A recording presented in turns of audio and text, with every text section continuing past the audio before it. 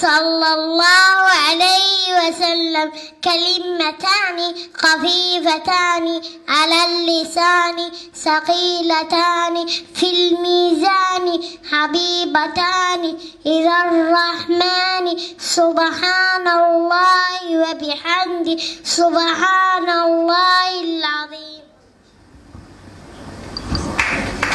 حديث كاس مني صوحة لك كلمة وعربك كفر ميزانك الحلوثية والله جعلية وسبحان الله وبحمده سبحان الله العظيم.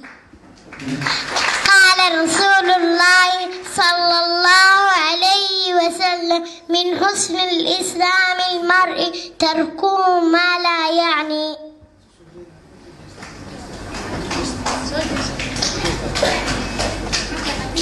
xadiidkaas micnihiisa waxaa waaye muslimka wanaaggiisa waxaa ka mid ah inuu ka tago waxaan waxba gagalin. qaala rasuulullaahi sala allahu calayhi wasalam kullu lmuslim cala lmuslim xaraamu damuhu wamaaluhu wacirduhu.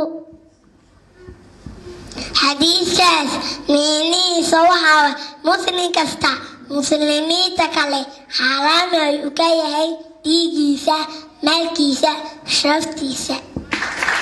qaala rasuulullaahi sala allahu calayhi wasalam laa yadkhulu ljanna qaadicu raxiim. xadiidkaas micnihiisa waxaa waaye janno lama galo qofkii gooya qaraabadiisa.